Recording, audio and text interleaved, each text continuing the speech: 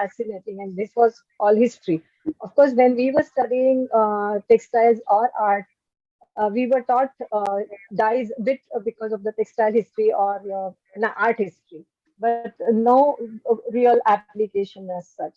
So I wanted to get that thing to my Cambridge students and IB students, and they were starting to do a lot of workshops. They even did sustainable global goals programs under with this natural colors.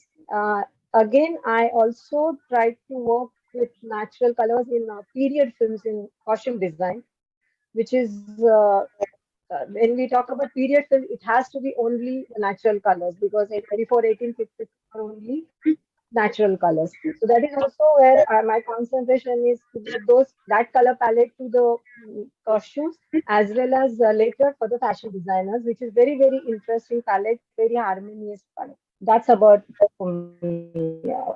Thank you so much. Okay, that's wonderful. The need for education and education for young people in natural colours and their applications is vitally important in the future of this whole process. Rashmi, a little bit about Avani, about yourself and Avani, which is a wonderful collaborative enterprise that you're involved in. Yeah, good morning, everyone, and good afternoon, Andrew. My name is Rashmi. I'm the co-founder and founding secretary of Avani Society, an NGO that has been working in the central Himalayas in India for the last 25 years. Through our work, we've now facilitated the setting up of a producer-owned cooperative called Earthcraft, which involves farmers and artisans. So our work started with the revival of craft of hand spinning and hand weaving. And in the process, we chanced upon the story of natural dyes and understood that to be living in a fragile ecosystem of the Himalayas, we had to work with natural dyes that do not pollute the soil and water of the region and can have a sustained enterprise setup. So in the last few years, we are now working with about 2,200 families in 64 villages.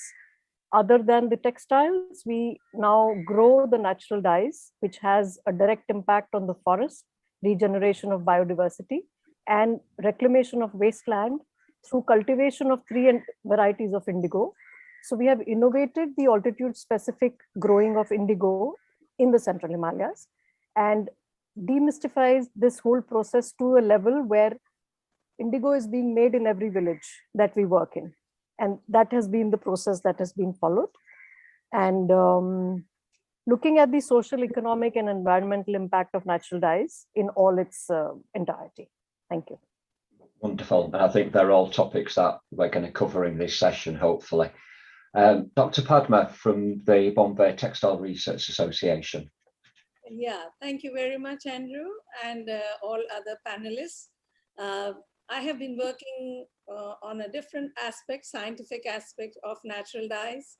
And it was thrust upon me because this project began, I'm a synthetic organic chemist by training, by my PhD.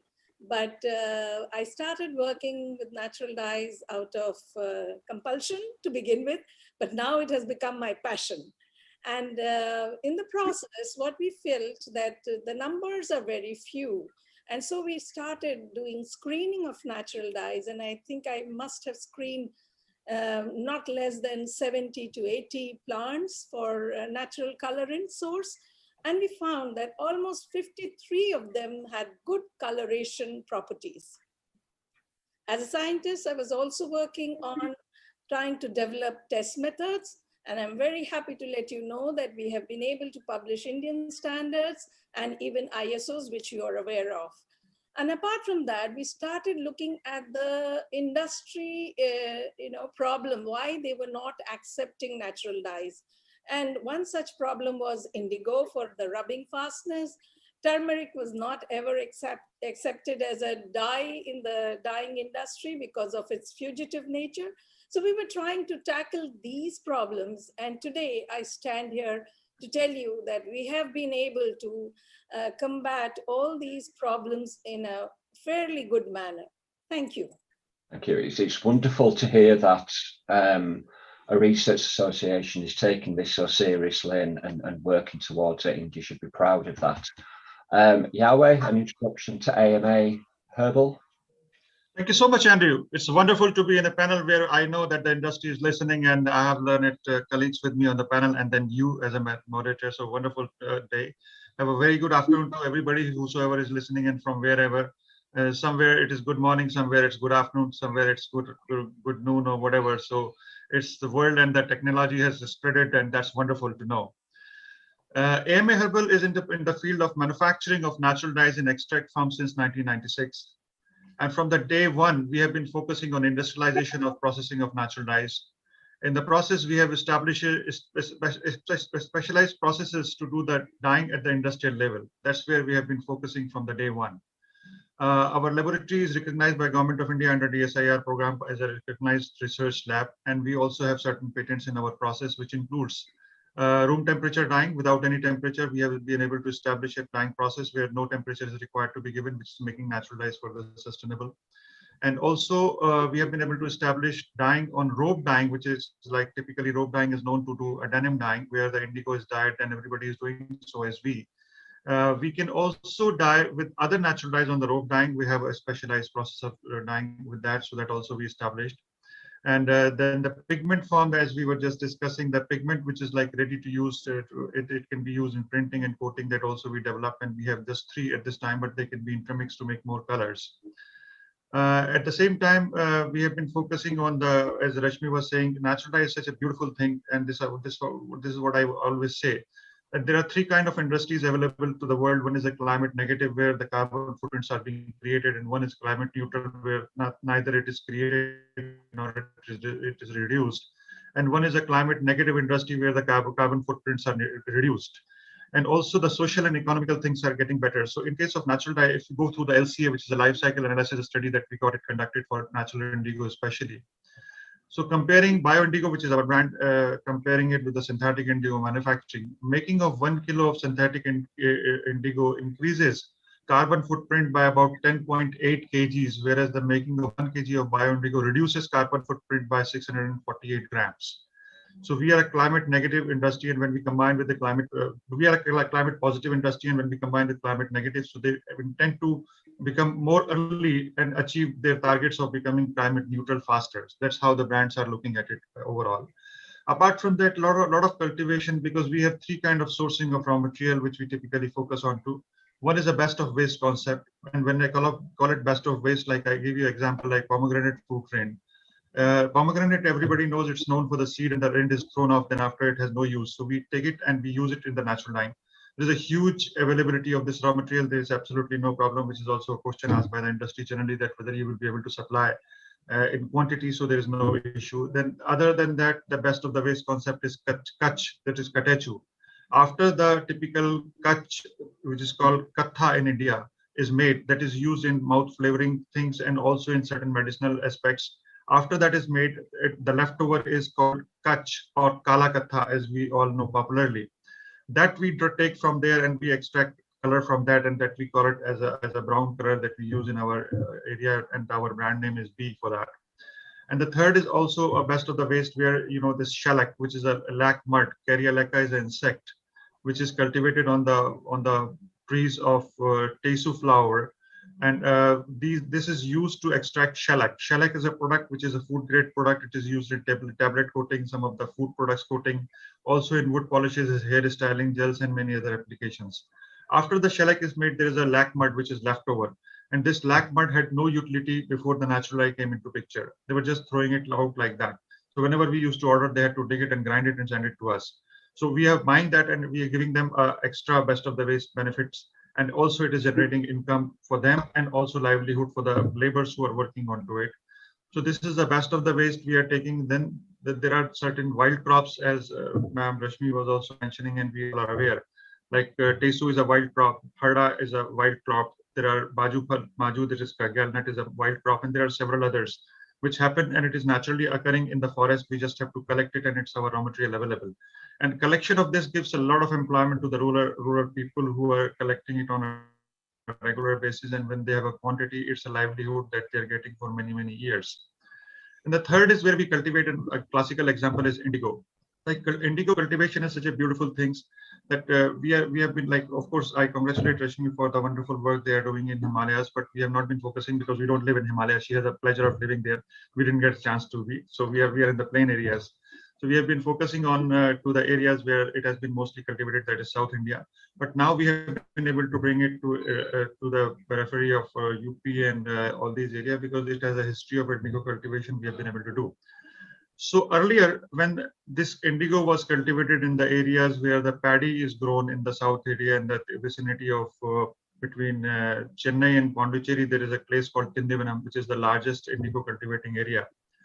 There, they used to get an income of about 15,000 to 18,000 rupees per acre when they were not doing indigo; they were just doing groundnut or paddy. But as a rotational crop, when they are using indigo, in addition to that, they get about 25,000 to 30,000 rupees an acre as an earning for the family. And typically 1 acre where 2 people work, so it gives them a livelihood of about 3,000, 4,000 rupees a month, which is reasonably good for a person.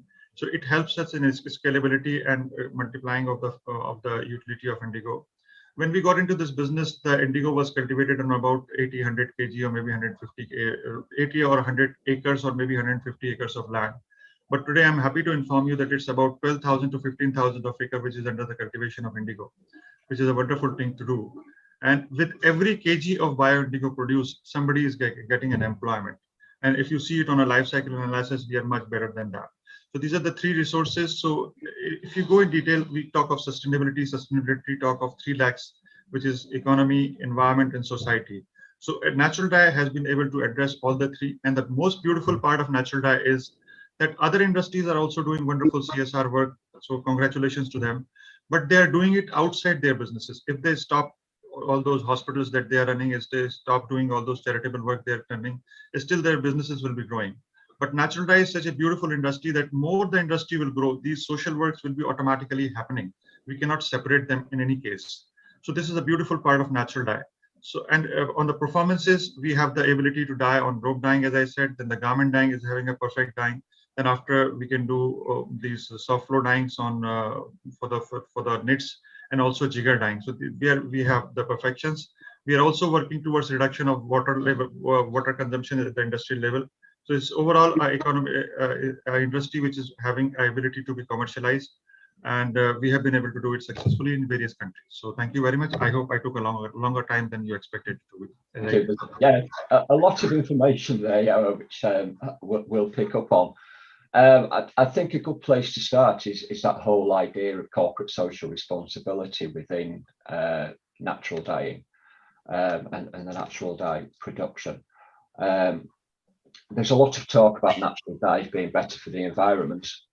But can we just discuss a little bit further people's thoughts on benefits of natural dyes for individuals, for communities, or to the world in general? Rashmi, maybe you could pass comments about, you mentioned about the number of people you already help. Does that model work throughout India? I beg pardon, couldn't get your question. There was some cracking of the voice. I asked Rashmi whether the model that she's got in terms of helping people on a community level, does that extend around the whole of India?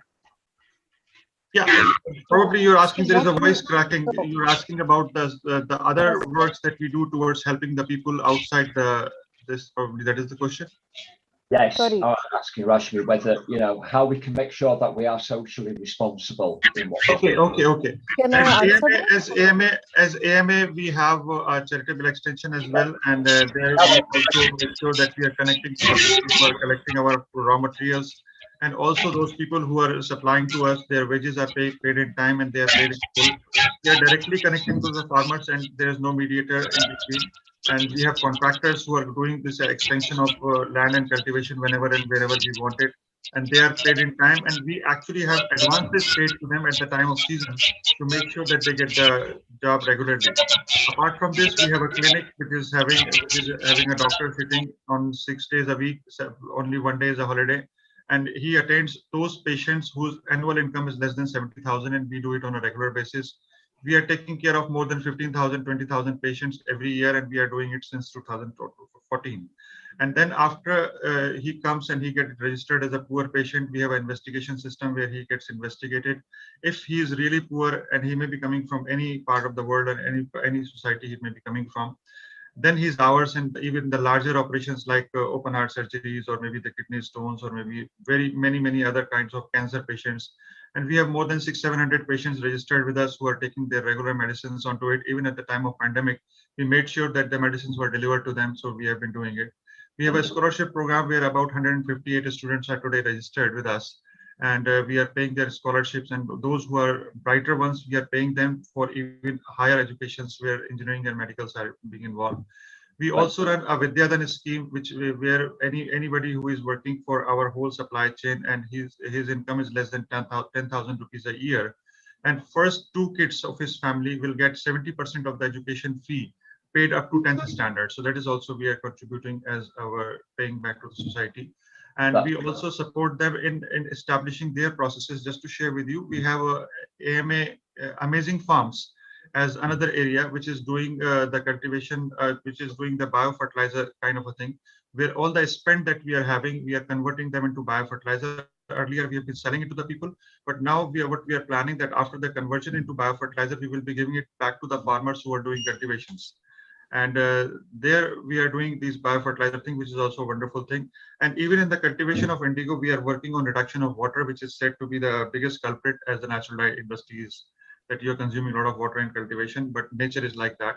But we are trying to reduce it by drip irrigations and the nursery method, where it is cultivated in polythene, and then the plant is put it into the ground in an organized way, so you don't waste water, soil, and time. Thank you, Yowie. Rashmi, could you maybe use your NGO as an example of corporate social responsibility? Sorry, Andrew, would you like me to answer that? Yes, please, Rashmi. Yes. Hello. Yeah, so the model that we are following is, because we are based in a village, we are this entire enterprise is owned by farmers. Therefore, there is no so what we wanted to do is to have a farmer-owned initiative where they are using all the resources. It is a zero waste cycle. So in terms of the social responsibility, I think since it is farmer owned and driven, there is already this story built in to the enterprise. The second is involvement of purchasing waste material, which has led to a lot of forest regeneration. For example, the walnut or many other products, the waste material is what is being bought, which encourages farmers to plant trees and so on and so forth. We've also demystified this entire process and taken technology to the villages. So they are producing extract, pigment, ready-to-use products, things like that. And as Mr. Yawar Ali mentioned about the indigo processing, we work with about 300 farmers in the Himalayas. And the whole cycle is, one is the cultivation of indigo to reclaim wasteland. In our area, there is a very high outmigration. There are villages where there's not even a single household where families live. They are called ghost villages. And in some villages, there's not a single young man left behind. Everybody has migrated to the city. So in such a situation, the amount of wasteland is increasing very fast. The topsoil is going with the rain to the rivers, you know. So in our case, we said, let's use the indigo crop to save the topsoil. So we started planting it on wastelands, not looking always only at efficiency of the crop, but looking at the role it was performing for the soil. In addition to the nitrogen fixing, especially for the Tinctoria family, we found that the farmer was able to earn close to similar amounts like cotton farming per acre. That was a very big incentive. Second was because we are trying to set up a transparent, equitable supply chain of natural dye materials. It's an unorganized sector, which doesn't allow the farmer to really know the selling price or even know where the money is going. So we are looking at this whole cycle very carefully. And so with indigo, what happened is, one part was the wasteland reclamation. The second was the water that is used is increasing soil fertility. And thirdly, in crop rotation, we found that the yield of food grains was 15 to 20% higher. In some cases, it was close to double. So all these roles, when you see them in their entirety in a village ecosystem, we found that it was quite amazing to connect earth to color. And on the other hand, we have uh, a non-polluting product for the consumer and for the industry, which is preventing lot of effluent reaching the oceans. I'm sitting near the ocean right now, so the whole story of pollution and the microplastic reaching the ocean and the pollution caused by detergent and dyes is very, very real. Everybody is talking about it, and you can see it. So to be socially responsible, one part is to have a CSR budget. But after creating the pollution, if we have a CSR budget, it is not of much use, because we are trying to put a plaster on something that we've already caused damage to. So it's within the operation of the company where the change has to come. What are we using? What is the policy that is obliging us to use 10 chemicals on a woolen product? Now, I've been to 2 industrial units where I looked at their entire soil and water pollution cycle, and the number of chemicals that a company is obliged to use as per the policy for export cannot be reduced. So the change has to come from policy and the reason why. Who is making policy? Who's making the chemical related to that? And the industry is being obliged to use it. Therefore, the water is not fully treated before being discharged into the ocean. So corporate social responsibility, if that's what we are talking about, then I think it's more than the budgets that they give for social regeneration. It's the functioning that has changed. Okay. Now, if you're discharging 2,800,000 liters of effluent water per month into the ocean in a water deficient area, then it's something we will have to reconsider. The third thing, I'll be very quick, Andrew. I know there's limited time. The whole unseen aspect of color is what we are not talking about. We are talking of all the logistics, right? Water, of course, important. Forest, very important. But what's happening to our psyche, to our aura, to the energy field in our bodies when we wear something that is naturally dyed? What does a color do to our mental health? What does it do to the earth? Just in the way that it is healing the earth, it also heals us. It causes less malaise. 40% of colorants used globally have known carcinogens in them. There's no justification for not providing this information to people who are using. We are bringing out 52 collections per year, encouraging people to discard clothes every month, more or less. On the other hand, we have companies that are looking at certification for fastnet of dyes for 10 years. For what? If you're going to throw it away in any case, then for 1 month, if the color stays, it's more than enough. No. Why do we want fastness for 20 years? Are we wearing clothes for 20 years? I don't know a single person today who has got clothes that are more than 10 years old, except my generation. So the question is, we are making money from both hands. We are creating a business from certification where we want to make money. The second, we are creating this fast fashion cycle in which dyes and detergents form a great role. So all this together, if we want to tackle, our basic psyche has to change. It can't be a profit-driven business. It has to be driven by forests and people. That's my contention. Thank you. No, absolutely right, Rashmi, in what you say. So part of what you are saying is that there needs to be a change in our attitude, our human attitude to our clothes and how it's produced. One of the things that is often put forward about natural dyes is the increased cost of the application of natural dyes. Is this something that worries anybody on the panel? Well, the cost, see, this is natural and it is going to be costly. That's number one. And if you compare the raw material of the dye and the extraction from the raw material, that is even cheaper than the chemical dye, that's for sure. But when we are talking of industrial operation where the extract form is supplied, it is there, which is on a higher side, but it's not on a very high side. I give you another example of indigo dyeing or maybe the other dyings as well. If we consider even the exhaust dyeing at the garment stages with the kind of a processes that we are doing, yes, the cost of dye is more. But if you see the process, like we consume less water than the reactive, about 7 kgs less is consumed if you take on 1:7 ratio. And also the time consumed in reactive dye with in the garment dyeing is about 7 to 8 hours. We consume just 4 to 5 hours, so we save about 2-3 hours in processing. Then there is a heat energy involved in the dyeing with the reactive dye, and we save upon the heat energy. If we take all into account, so we are hardly 15, 20 or maybe 25% higher in comparison to the reactive dye on a kg of dye.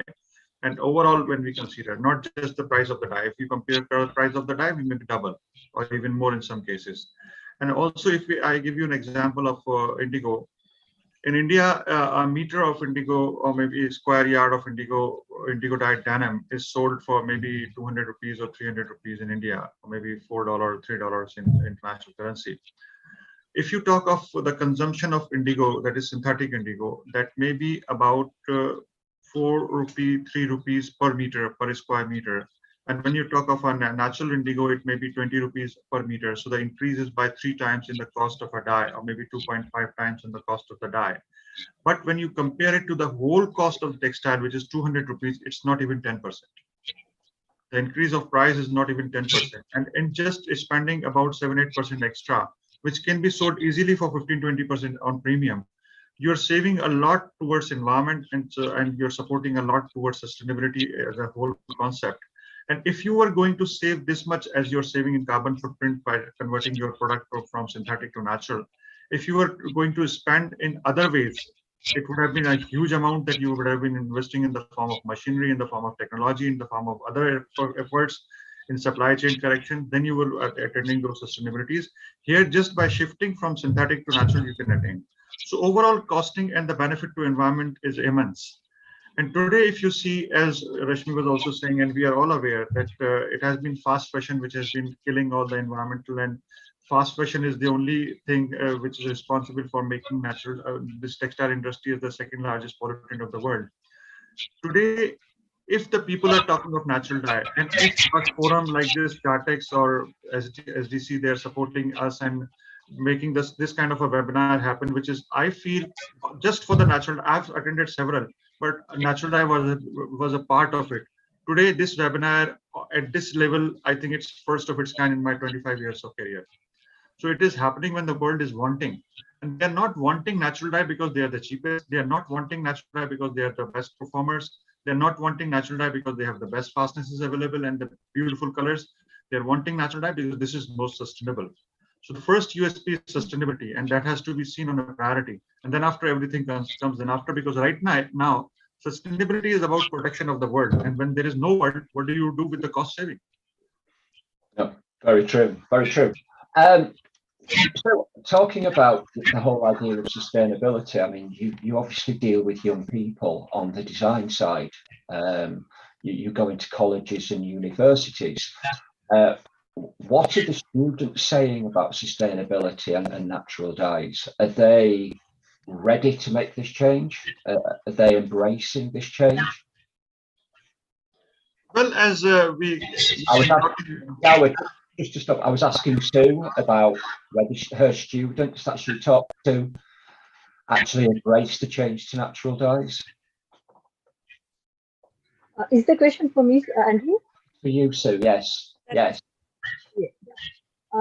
What I felt like I said, I just felt so happy to have introduced this to the children, younger children. And a thing like onion peel, which is going waste in the kitchen, can be created into a dye, and even a single t-shirt, stained t-shirt, can be recycled up, dyed again and reused, is enough for me. One child is doing that and thinking about it was enough for me.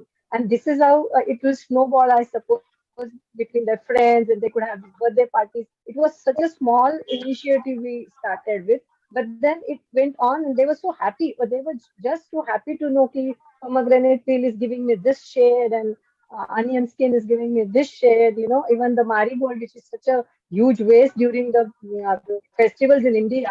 I mean, some cities generate about 2 to 3 tons of waste flowers a day. So that's a huge waste, which also can be turned into a manure. But before that, if you can extract those dyes and turn it into something which is so beautiful, that was a beautiful, fascinating world which I opened for them. And I feel we have to go on introducing these children at this level only. So even after out of 10 students, two take this up, like, it would be great for the world, their generation later. That was the idea behind the whole thing. And like I said, the sustainable global goals have these different areas, and where they did a lot of workshops, and I was happy to be part of, train them in some ways, so that they continue doing the same thing and they spread the knowledge about whatever they've learned to me. So I think it's looking good to me. Little I would like to add here, like we have been working with several universities like fashion institutes in India, like NIFT or Pearl Global or maybe MIT. And just last month, we conducted a training program with MIT, and that was the first of its kind, that a natural dyes certificate program with MIT. And about 62, 63 students participated, and they produced some beautiful colors just in 2-day workshop. And they were so excited about it, and they really showed a good interest into it. Apart from that, we also connect to several universities from where the people who are doing their PhDs and some paper writing or some kind of a project, they connect to us, they come to us, they stay with us for a few days, like 10 days, 15 days, do something, the work, make the thesis and go. So earlier it used to be maybe one such student coming in maybe 10 years time or 5 years time. Now I think every year we have people coming and we have to give them a slot, say this time is booked with somebody else and you have to come at this time. So the interest in natural dyes is increasing, no doubt. And you will be happy to learn that people this young generation especially are looking for sustainable products, and they understand that natural dye is sustainable. So definitely the interest level is higher, no doubt. If I may add a little bit here, that I also come from academics. So initially, when I started this work in 1996, 97, I had very few citations. And today I can tell you all out of my 150 papers, research papers in the peer-reviewed journals, have more than 3,500 citations. So that itself goes to show that youngsters are taking a lot of interest. Research scholars are now working or keen on working on natural dyes. And that's a very, very positive sign in terms of understanding natural dyes. So that's my input for what the conversation was going on. And of course, the young people are the future. They are the ones who are going to be leading this industry long after we've gone. So it's useful for them to have all that. If we could move on to the actual application of the dyes, a much more technical aspect of natural dyes, which is probably what a lot of people are thinking about. Does the application of natural dyes need anything different than is available in industry at the moment? Or can it simply slip into what happens in a dye house at the moment? Allowed to say, I have done demonstrations on already existing machinery for natural dyes. And it's as what Mr. Shah also told, that it can be done on any machine which can do dyeing. It's only the adaptability which is required, and maybe you have to change a little bit here and there in the process, not in the machinery. So that's always there. You have a recipe, you use that recipe. And just the other day, Rashmi was also asking me if one could make a formulation, and even that we have done in Sri Lanka. So wherever I have tried to do dye demonstration, we have tried to use the existing machinery, and we have tried to display that it is doable in every condition. So there's no capital expenditure required on new machinery? Not really, not required, in absolute terms. One can adapt, as I said, and that is very doable. Correct. Totally. I mean, that obviously, if we go and ask them that you have to change the machinery, they will say, they will kick us off that we can't do that much of a capital expenditure. That's not practical. And as Dr. Padma is saying, she's right. Like, we have also done several, and there are many people. And just to give you one example, how adaptive natural dyes are. There is a company in Spain. I don't want to name them from this platform, but we have been working with them. So they have been working on reduction of water. So they have been able to adopt and establish a new process of dyeing, which is called nebulization process of dyeing. And in the garment dyeing area, they have reduced the percentage of water liquor, material liquor ratio to 1:1, which is like dyeing of one garment was taking 80-90 liter of water. Now they can dye in 13 liter of water. They did it with a reactive dye and they did it successfully. And then they said that we want to do it with natural dye. Some of our customer who is buying from us in Spain, they connected us to that lady who is the owner of that company. And then we did the experiment, and I think 1 or 2 trials, and we were successful. And today it is in the commercial production. So 1:1 is a fantastic ratio. And I think in dyeing you can't expect better. And it has been adaptive in that kind of a sophisticated machinery. So why not on others? Garment dyeing is not a problem. We face certain problem on the soft flow dyeing, which is dyeing knits in the tube form. What happens, the kinetics of product is different, and where we get sometime fogginess and streaks, we are struggling to take care of that. But otherwise it has been acceptable, because people even see some of the big brand, I don't want to name again here for anybody's name, but they have accepted it as a beauty of natural dye, and they have been using it successfully in their commercial production. So that is also there. Garment dyeing is absolutely no problem. You get good results, repeatability. Rope dyeing is absolutely, yeah. In rope dyeing, there is a little modification that the industry has to do, which is not a modification actually, it's a storage system. When they are doing synthetic indigo dyeing, they are doing it on a regular basis. And as you know, in the rope dyeing, they have 6 tanks. Every tank has to be dosed with the indigo dosing. And if they have to do a natural indigo, they have to take this slurry of synthetic indigo out of those vessels and put the natural indigo slurry into it. And when the natural indigo production is out, they have to store this slurry back and put the synthetic indigo slurry into it. So they have to create a special storage tanks, because if they throw it out, they will waste a lot of indigo which is there inside.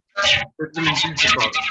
They have to store it, so that the storages are required to be done. Some big mills have done it, and they're successfully using internationally. There is no problem. It's not a huge cost. It's just a storage of tanks. That's it. And the piping to transfer the water. That's the additional that they have to do in the rope dyeing system. Else, nowhere, no modification required. Okay, you mentioned there, it was mentioned about the fact that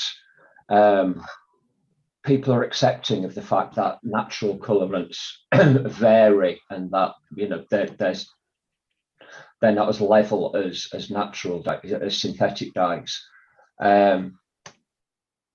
Is this something that should be encouraged, a change in attitude of the buying public, or should there be a change in how natural dyes are applied to be more like synthetic dyes? Which way should the conversation go with people? Should we get standardization of natural dyes so that they are always the same color and always dye level, or should we encourage a change in consumer perception? So as far as this, yeah, please go ahead. Please. Sorry, so what we think is that in natural dyes, some little acceptance of variation has to be part of the attitude, because 5% less or more is part of our color palette actually, with the different guides that are available. We try to give the customer a physical sample to say that if it is this color, you have to accept this much variation, less or more. That has to be first. Second is, as it is biological matter, it has to be understood that the content of dye in the plant does not remain the same the whole year round. So when we are purchasing natural dyes from any market, we don't know when it was harvested. So one way would be to agree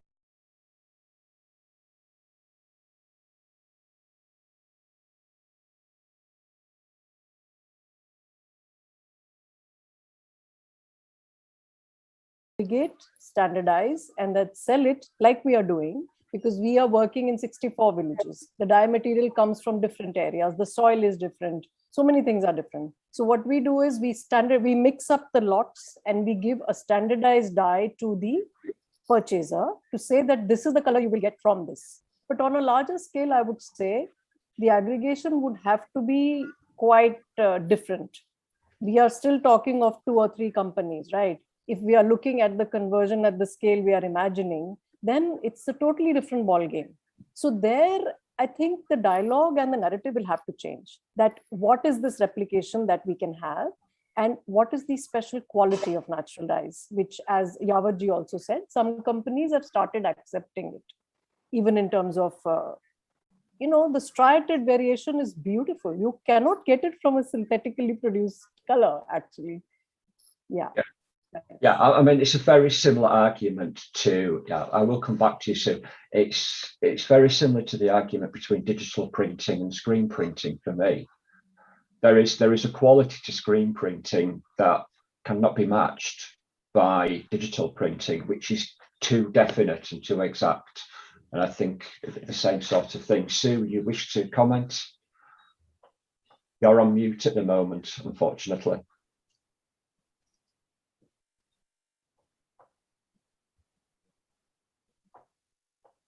You're on mute. Yeah. Whole conversation reminded me of art and design. Like art, you can just do anything. Like the and design, you need to be so particular about everything. Design needs logic. So the synthetic dyes is like having natural dyes like synthetic dyes would be more towards going towards design.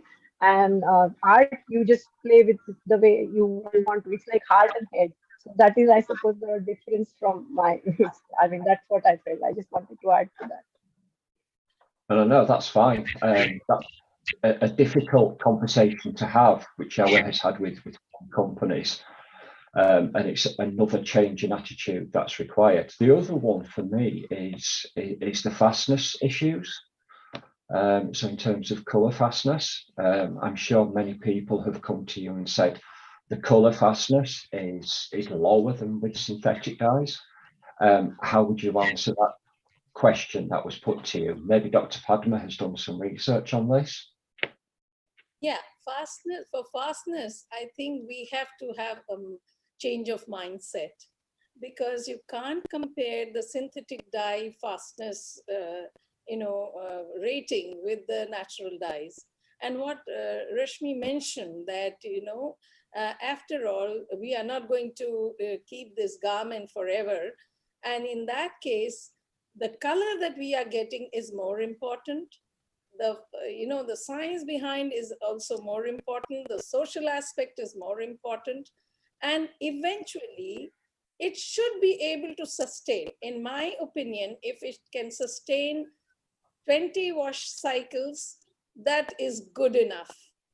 And for a garment, and even whether it is cotton, silk, or wool. And not only that, the light fastness in our country is also a very major issue, because we get too much of sunlight, and you can't always cover yourself with a PP jacket when you go out in the sun. So I think those are the things which need to be, created specifically. The ratings have to be made specifically for natural dyes. And what is happening today is that people who are, trying to condemn natural dyes, they find this as a big issue of talking about poor fastness. But what goes behind the poor fastness, what are they comparing with, is what matters. So what I have to say in this forum, that we need to have different standards, just the way we had now come up with standards of identification through Indian Bureau of Indian Standards, or for international standards. Similarly, I think the fastness, testing methods also need to be developed, and the ratings have to be different from that of synthetic dyes. Thank you, ma'am. And in addition to that, what I would like to say that every natural dye doesn't have this problem.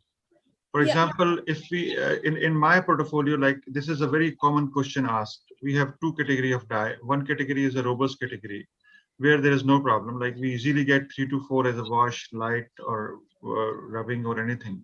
And whereas the other category is where the wash fastness is maybe 2 to 3, and light fastness is most crucial, which is going like 2 to 3 and 2 maybe sometime. It can be improved. There is a method, but that sometimes that is having a question that you cannot use those fixers which are having some heavy metal contaminations. It's not a heavy metal, it's just a copper which is in the permissible limit. It is good for the health. That's a different issue. I'm not going in that area. So the poor ones can also be improved, but the one which is robust can definitely be out there, and people have been able to accept it, and they are accepting only then they are commercializing. Otherwise, it is not possible at all. Apart from that, what Dr. Padma is saying has a very important thing. What is happening? Like people are having their own washing fastness testing parameters. In ISO, there are two standards. One is A1M and one is A2S. A2S is having potassium permanganate, potassium perborate into it, sodium perborate into it. So if you use sodium perborate with natural dye in the washing, it has a problem. But if you use A1M, which is not having this perborate into it, we have no problem in washing, but perborate is having a problem. So this is required to be understood. Other standard is also available, but some of the brands have specified just A2S as a standard and a specific detergent to be used in washing fastness. There the requirement is there that they have another ISO standard available, kindly use that. It's a simple shift that they have to do. Other than that, in natural dye, there is a one beautiful thing with natural dye, and which all these experts must be aware, that every color, every natural dye has more than one color giving component. For example, if I give you madder, which is the widely used color, madder is having 5 color giving component: mangistin, persodin, pseudoperpurin, alizarin, and tannins. Every component has a color. Some are are not possible to be fixed properly. Some are very nicely fixed. Some are loosely fit, and like that. If you take one hang or maybe one fabric of madder dyed, and you put one in the sun and one you keep in your cupboard or inside the room, the one which is in the sun, particularly in case of wool, will get darker with the time, will get more deeper with the time. When it is tested on the light fastness, it will show poor light fastness, but when it is put in the sun, it will get deeper. Why? The redder part of it is stronger, and it is overseen with the yellower part, which is like persodin, which is orangish yellow, which is poor in the light, and that goes off. When that thing goes off, people compare it with the previous one and they say there is a change. So on the scale, that light fastness scale, the gray scale, they count it as less than 2 or maybe 2 to 3 sometime. Whereas if you see the red one, it goes even more richer. Exactly the same happens with all those red colors in the museums. If you see on the carpets, or maybe somebody is wearing, they're much greener and they're much redder and richer. And in fact, I was talking to one of the experts in the carpet dyeing from US. He's a big buyer of natural dyed carpets in the world. So I was asking him why the carpets are washed with the chemical, that heavy chemical that typically are used in giving the shining to the carpet. And if they are so, then why do you use natural dye? They are costly. He said, I have nothing to do with the eco-friendly nature of natural dye. I'm buying natural dyes since that time when there was nothing like eco-friendliness or sustainability. I'm buying because over a period of time, both the color changes, the natural and the synthetic. And the kind of a change is different. The synthetic fades, whereas natural gets richer. So I buy natural because it gets richer, and my carpet lasts for 50 years, 60 years, 100 years, 500 years in the museums, and it still have those beautiful colors. So the perception of natural dye has to be changed, how the change is happening and what kind of a change is happening. And I also tell you, maybe those colors which are having 3 to 4 fastnesses, which is acceptable, immediately after one wash, they're showing a little change. That's why they are counted as 3 to 4 and not 4 to 5 or 5. After this 3 to 4 is achieved, if you take that as a principal color and you go on washing for 20 more washes, you will hardly see any change, because the first wash, whatever had to go has gone. And it's the beauty of natural dye, or it's a technical challenge that we guys are having. We wanted to clear this in the dye bath itself, that we give it another wash so that we reach to that state and this doesn't change after that. But we are not able to achieve. That is the beauty of natural dye. It's still required to be studied. No, I fully agree with you. I mean, I probably shouldn't be passing these comments, but we have done some trials on carpet yarns here in the United Kingdom. We used lockwood and madder and various others, and the fastnesses were perfectly acceptable for use in carpets, and it surprised the people we did the trial with. So I think it's a careful conversation that needs to be had with people to say some are worse, but some actually are not as bad as you think, and here's the results. and it depends on the process of application. It depends on the substrate. You know, the complexities of the textile industry need to be explained to people. Again, forgetting this anyway. The next thing, as we're coming to the end of our discussion, is obviously, if I was to sit here and say, you know, just because something is a natural chemical, it's still a chemical. It still has the potential of doing harm. Yeah, we did mention there there's a number of different chemicals that make up the colour in a natural. How do natural dyes fit within the whole idea of restrictive substance lists and harmful chemicals and the whole testing regime for that at the moment? Should I answer? Am I allowed, or somebody else would like to take the question? I think Rashmi, and then we'll come to you, Yahweh. Is that okay? I beg pardon? Can I? We'll go to Rashmi first, and then Okay, let the Rashmi be first. Yeah. Go ahead. Okay, I'll just talk about what we are doing, because the international level, I think Yavarji will answer better. But in our case, because we are in a situation where it has to be a closed loop, we are looking at smaller units which recycle 100% of the wastewater. So what's happening is that we were initially using, I think about 18 years ago, we were using copper sulfate and the chrome mordants. But once we understood the whole cycle, that natural dyes and the mordant both have equal impact. So we are only using alum and a fermentation vat for iron sulfate. And this water is recycled to grow vegetables and dye plants in our own campus. So any impact of the pollution is directly on us because we eat those vegetables. The amount of alum that is discharged into the system is well under acceptable limits. And we are now also moving to biological mordants.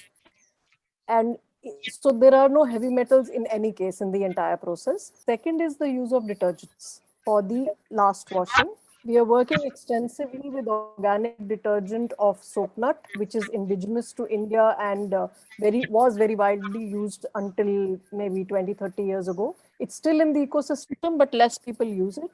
So we've been planting trees and creating not only the soap nut as an option for washing, but also we've made soluble crystals of soap nut that are pH neutral, biodegradable, and also are very useful for the final wash. So that's the cycle that we are following as a zero waste and low carbon footprint. Thanks.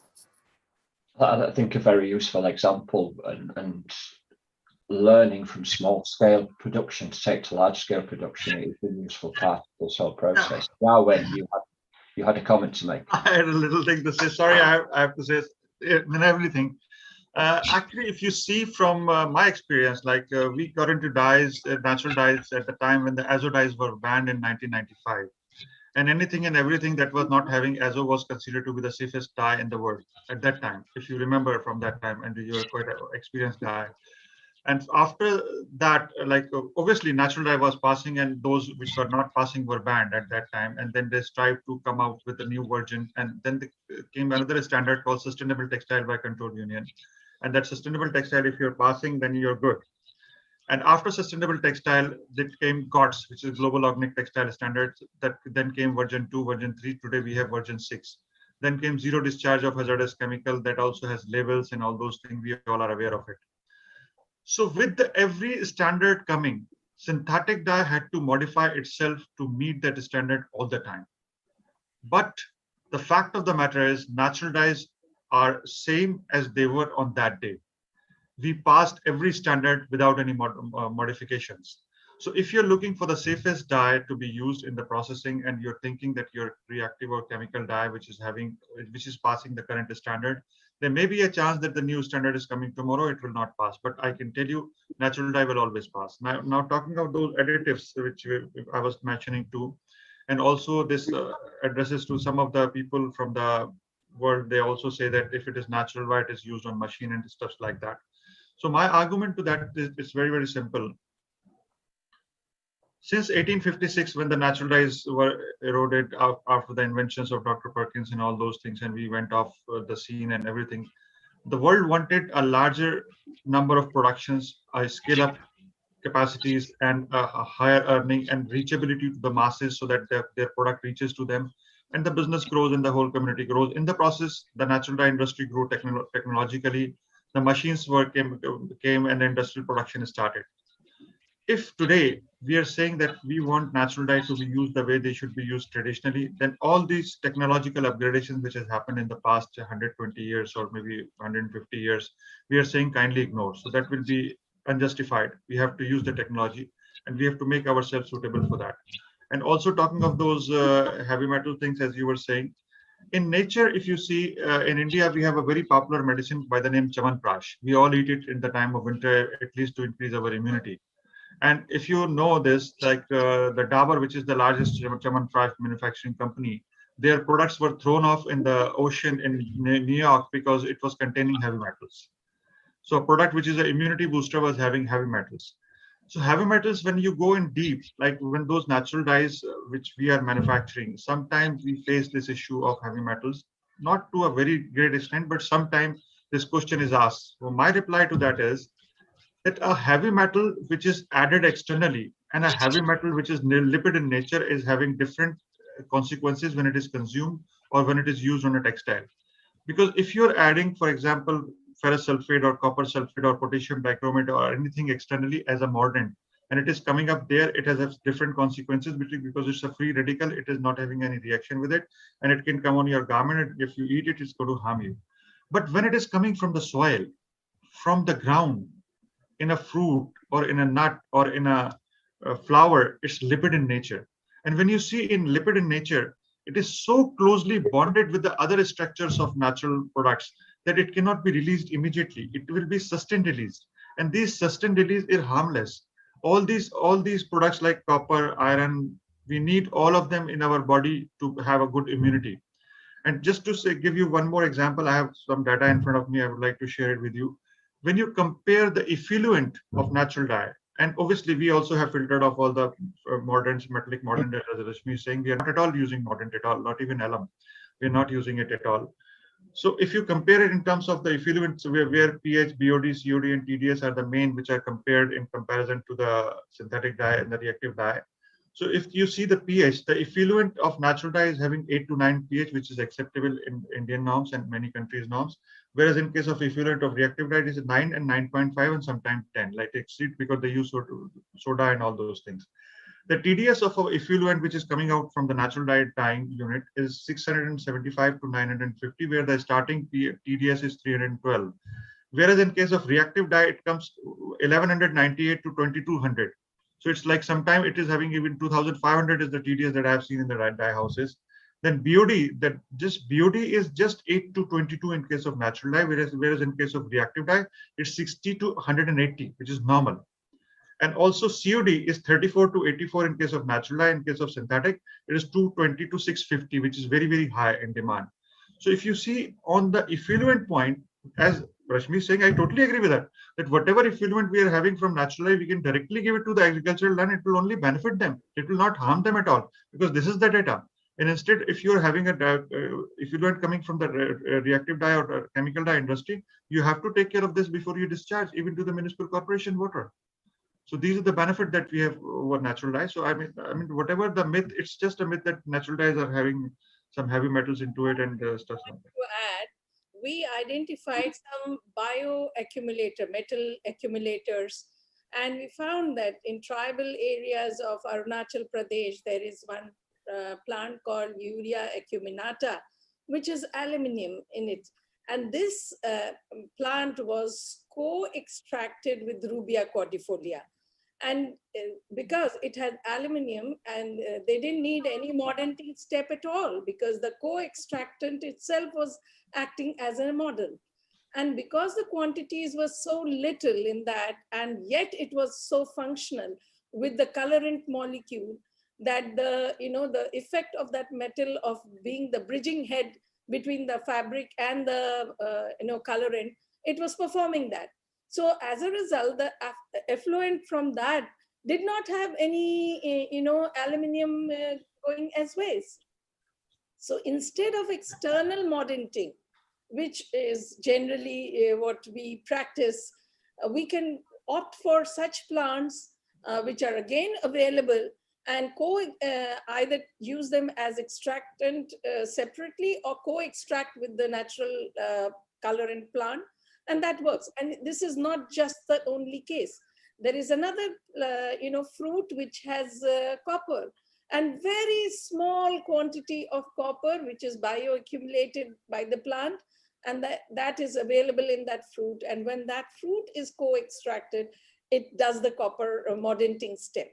So if you look at the effluent and its waste management, there is no special waste management required for heavy metal in these cases. So this we have ourselves worked extensively, and we found that it does the work of the mordanting. It makes the dye adhere to the fabric very good, and that's what we are looking for. So there are alternatives which we have to now start looking at, instead of going for external mordanting and separate mordanting step where we are using almost like 4% or 2% of the salt.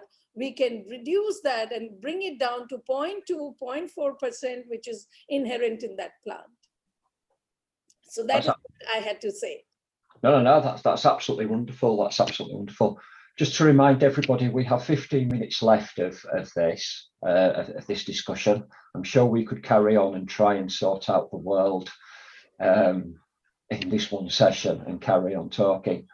Can I just take the conversation back to something that was mentioned at the very beginning? And I think it was Sue mentioned about the effects that colour has on our well-being and how it psychologically affects us, potentially how natural dyes actually have the ability to have healing properties as well. I know it's something that Indians put a lot of effort into. Is this something else that should be put forward in terms of use of natural dyes? I think Rashmi mentioned it, if I remember. Yeah. Medicinal properties of natural dyes. I will also talk about it. See, because now there is a lot of research happening worldwide on the biorhythm and the energy field around natural fibers as well as natural dyes. And the moment you have a different energetic field in a garment, it impacts the energy field at a cellular level. And there are scientists in Russia, there are 2-3 other people, somebody in Australia. In fact, I'm in contact with them. We are talking of what is this energetic rhythm we are talking about. You know, it's not just rhythm, it's like music, you know, it impacts you at an energetic level, creating less disease. Therefore, it is important to talk about all this. And natural fibers have also a different, the breathing of our skin is different with natural fibers. Either they are undyed, but if they are dyed and they are dyed with natural dyes, that color spectrum has another impact altogether. I'm sure Society for Dyers and Colorists would have much more information on this, about the impact of every wavelength on our body in terms of its cellular impact. So yeah, it is a very interesting topic and very relevant actually today. So that would be wonderful to introduce. Yeah, I came across a study which was done by Dr. Sharda's student in Hyderabad, and she was working with on weavers, and the health of weavers who were using natural dyes was the topic of her, one of the part topic of her research. And she found that they had lesser diseases than, well, it could have been just a random study, but this is the observation, because I was the examiner for her thesis, and I figured out that this was one more aspect and one more feather to the cap of natural dyes, that it is so soothing. It has a very positive impact on the health of the user and the person who is weaving or using natural dyes, and the person who is wearing it. as what Rashmi mentioned. So I did come across this. Some researches has also happened on this, Andrew. Like in Kerala, there is a concept called Ayurvastra. Ayur is the Indian pharmacology area, and Ayurvastra is typically a wearing which is having the medicinal properties. They did some treatment of, say, arthritis patient or maybe some other skin diseases patient. And there were 2-3 studies which are available. They said that somebody was wearing a cloth which were dyed with synthetic dye or the normal dyes, and one was having a natural dye, specifically chosen natural dye for that particular disease. And they were given same treatment over a period of time. So the one which was having the natural dyed fabric was cured faster and better, and was feeling more energetic as the energy formation, as the Rashmi is explaining, may be happening. So the whatever the thing scientifically what is happening, that is to be studied, but as a fact it happened. And also indigo has an astringent property, and astringent is something that tightens the skin.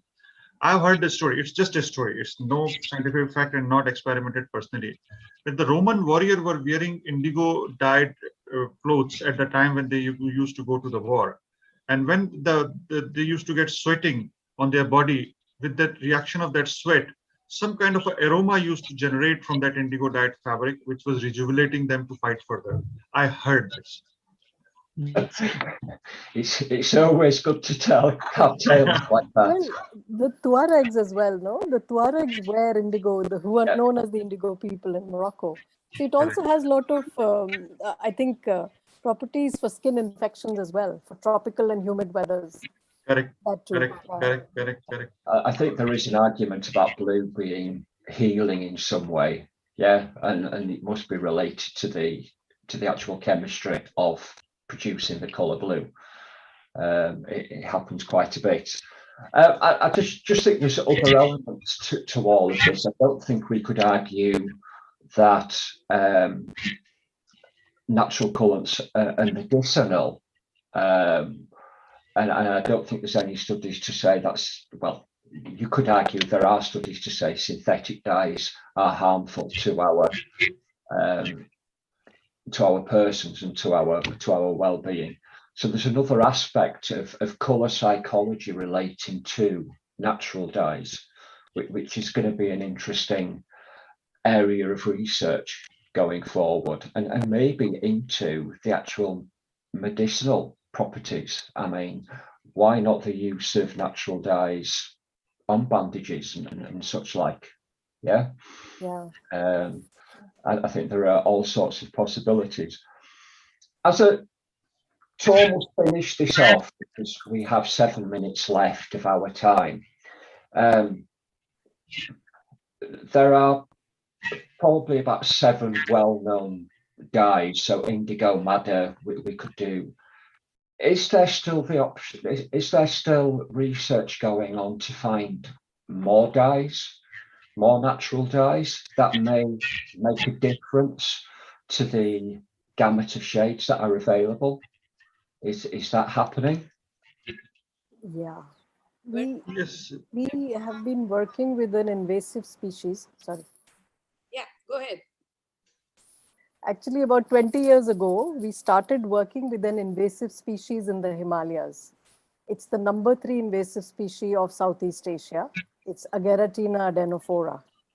It actually chokes the forest completely. And if you see in the Himalayas, it exists from Kashmir till Arunachal Pradesh. So about 20 years ago, we started making dyes with it, with textile coloring. And then we made extracts and pigment as well, and have removed, I think, more than 50,000 kg of this dye from the forest floor, leading to different regeneration and water recharge. So yes, that is one variety which was not being used before, and we have worked with it.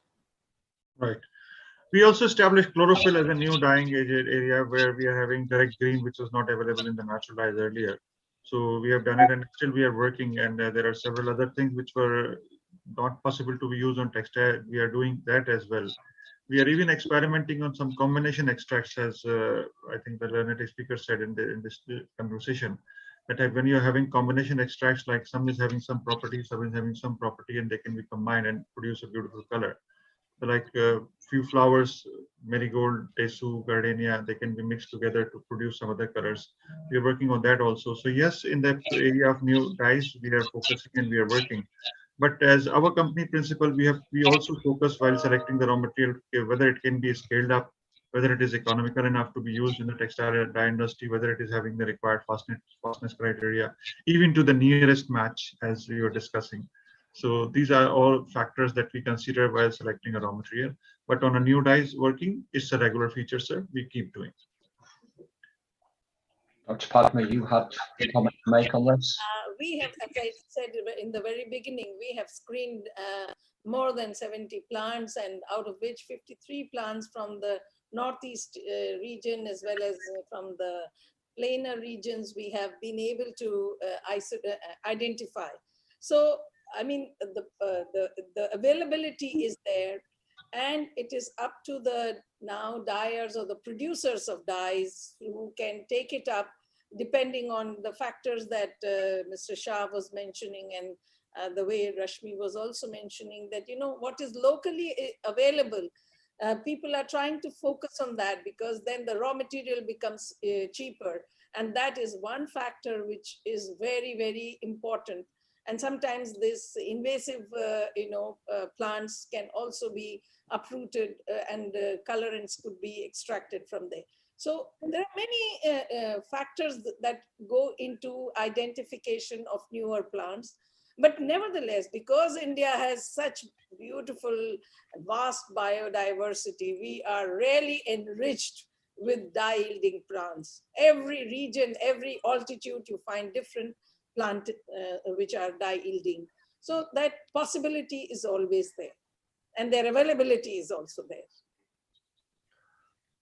So, go on, Rashmi.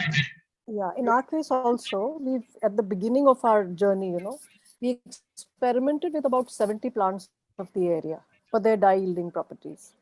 But the criteria for usage was plentiful availability, because we don't want to be responsible for unrestricted extraction from the forest. For example, madder. Now, madder grows wild in the Himalayas. If we were to create a market, it's very easy to just take it out.